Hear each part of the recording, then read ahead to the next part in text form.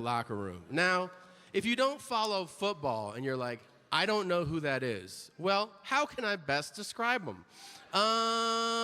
One time he went to a strip club and a bunch of people got shot. And then that happened 2 more times. What's up? I'll give you a sense of his vibe as bang, bang, ba-bang, bang, bang, ba-bang, bang, bang, bang, bang. He is not approachable. So,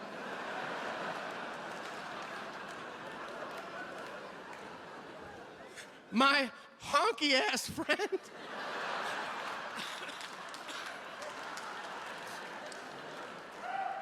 the biggest honky in America goes, Pacman!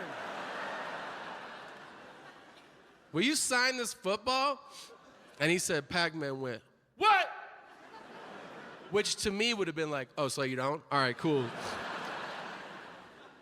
My friend just decides to make it more clear. He's like, it's a football, and you play it. I just watched you. Will you sign this? And he said, Pat goes, the fuck did you say to me? Which now I'm like, why are you still there? And he's like, I think because I'm actually shitting myself as it happens. But now he knows he's got one shot. Pac walks right up to him like, what'd you say? And my friend, he just goes, look, man, it's a football.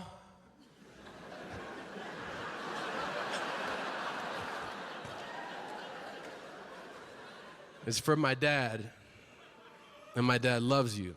And he said, Pac-Man looked at him and he said, tell that motherfucker I appreciate him. That's the end of the story, but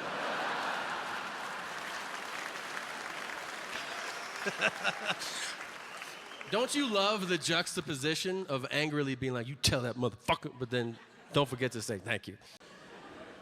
I feel like life is about timing. You know? Timing. When to pull out.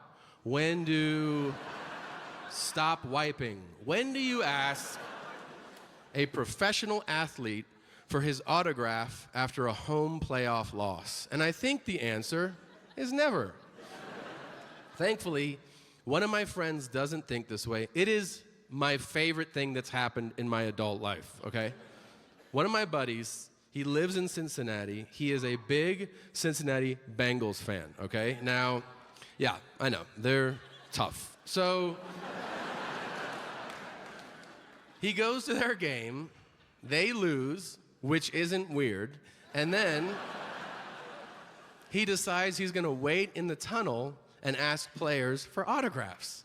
Now, if you're like me, you might be wondering, wait, are you friends with like an 8-year-old boy or something? No, it's a grown man. So picture me in the tunnel of the stadium like, hi guys, keep your head up. Can I have an autograph? And he said they were all like, no. And some of them were like, fuck you. Imagine your heroes being like, fuck you.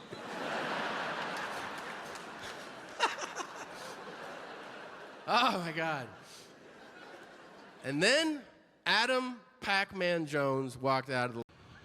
I probably checked into 400 hotels this year. And when I tell you that this has happened to me more than half a dozen times, I am not exaggerating. Every hotel check-in begins usually the same. It's standard. Hotels, the people at the desk, they go, last name? And this just happened to me. Last name? And I go, Segura. And the guy goes, whoa, are you Japanese? And I go, 100%, yeah. And he just goes, oh, we don't get a lot of Japanese people here. That's pretty cool. So I have to stop him and go, hey, man, I'm not Japanese. And he goes, Segura. Segura! Sounds Japanese. I go, that's because you're saying it Japanese. I could be Smith, and if you want to go Smith, it's Japanese. He goes, well, what are you? Which is fucking rude. Can I just say it's never important to ask that question? What are you? It's never important to ask that. It's sometimes important, but not a lot. When is it important? Sushi chef, accountant, 100-meter dash. Outside of that, sometimes it matters. So I tell him, I go, Segura is Spanish. And he goes, that's weird. You look white.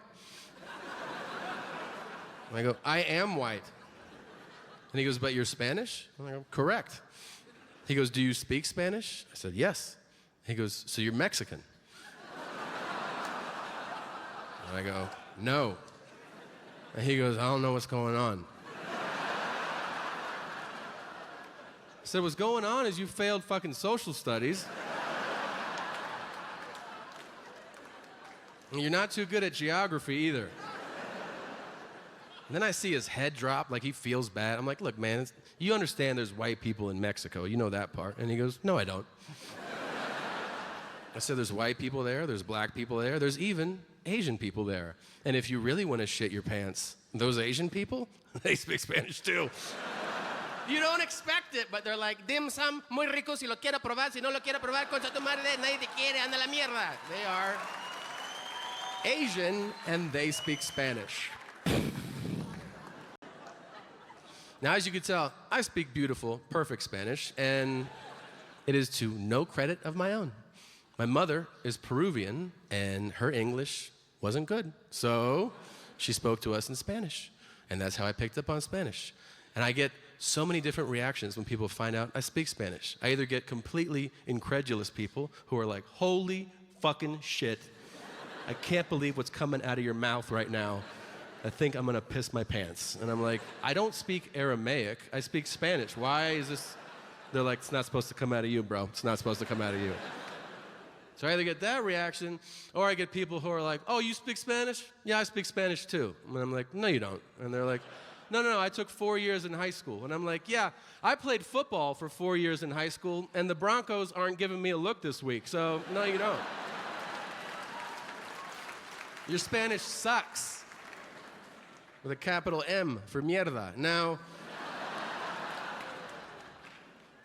I grew up in a Spanish-speaking household, which means I listen to a lot of Spanish music. I only point that out. I think it's important to point out that when you listen to Spanish music, it influences who you become, like all music would. For me, I used to listen to a lot of this singer named Juan Guerra, a Dominican singer, and he would sing just a lot of love songs, you know? Songs with titles like Si tú te vas, which means if you were to leave me. And the lyrics go, si tú te vas, mi corazón se morirá, which means if you leave me, my heart would die. I'm 10 years old, and I'm like, oh shit. I don't want that to happen. So I would balance it out.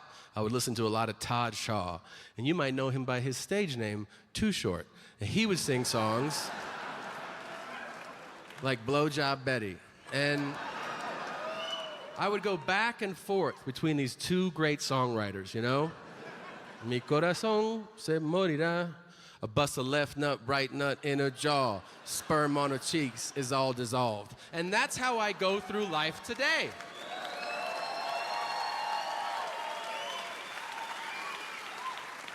Today I'm basically like, hola. Sorry, Mom. Now, by the way, is there any more satisfying feeling than letting an elevator door? And it's tough to accept. I've been in denial. Do you know where you can't be in denial anymore? The DMV. I went to renew my license. And when you go, you sign and you pay.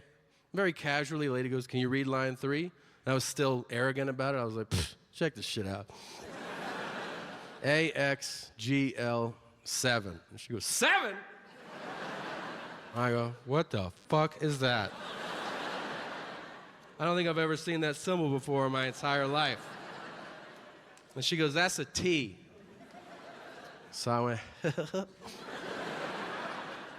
pretty close. And she goes, yeah, you're right, that's pretty close like that. It's Los Angeles DMV. So I leave, I'm in a panic. I go straight to my doctor. I go to the same abusive asshole doctor I've been seeing for over a decade. I walk into his office. I go, dude, test my vision. And he goes, you should get a prostate exam. I'm getting old. And I know you guys are looking up here like, what? You're perfect. That's on the outside, you know? You know what the biggest kick in the balls is? Is when your vision starts to decline. Especially if you've had perfect vision your entire life. I've never even thought about it.